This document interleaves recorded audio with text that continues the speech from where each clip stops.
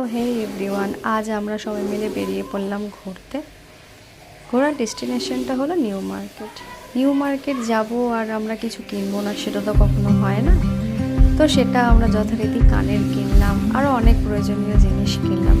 তারপর আমরা একটু মার্কেটটা ঘুরলাম, ঘুরে সোজা চলে গেলাম ডমিনোজে গিয়ে একটা পিৎজা আর একটা কোক অর্ডার করলাম। এবার এগুলো পেয়ে আমার বান্ধবীদের রিয়াকশনগুলো তোমাদের সাথে শেয়ার করবো। কেমন লাগছে? নিশাকে ডাকছে। সীমা সীমা সীমা আগে কোল্ড ড্রিঙ্কস খেতে ব্যস্ত। আচ্ছা ঠিক আছে।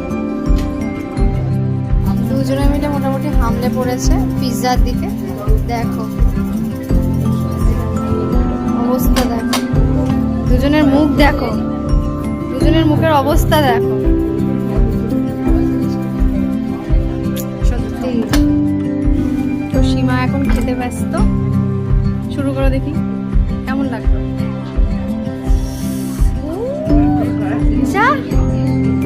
এই বাচ্চা মেয়েটাকে আমরা রাস্তা দিয়ে কুড়িয়ে নিয়ে এসেছিলাম, কাঁদছিল পিৎজা খাবে খাবে করে।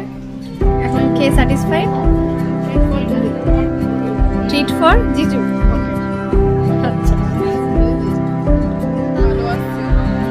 বলছি আমরা প্ল্যানেট থেকে এখন কোথায় এলাম? হ্যাঁ, নিশা কিন্তু চা খেলি না। আমি বললাম 20 টাকা বেঁচে গেল নিশা। তারপর বাবুঘাটের সন্ধ্যা আরতিটা আমরা দেখে সোজা চলে এলাম আবার প্ল্যানেটে এসে আমরা ডেজি লেনে ঢুকলাম। ডেজি লেন রেস্টুরেন্টটা খুবই সুন্দর। আমরা বসেছিলাম রুফটপে, যেটার এনভায়রনমেন্টটা খুবই সুন্দর ছিল। বন্ধুদের সাথে এনজয় করার জন্য একটা বেস্ট প্লেস বলতে পারো।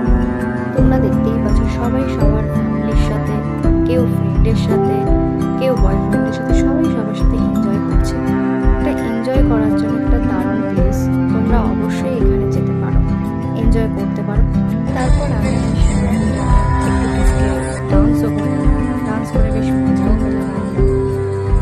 সো রাত অনেক হয়ে গেছে, এবার বাড়ি যাওয়ার পালা। বাড়ির দিকেই এগোলাম। দিনটা আজকে ভালোই কাটলো, খুব ভালো কাটলো। সবাই ভালো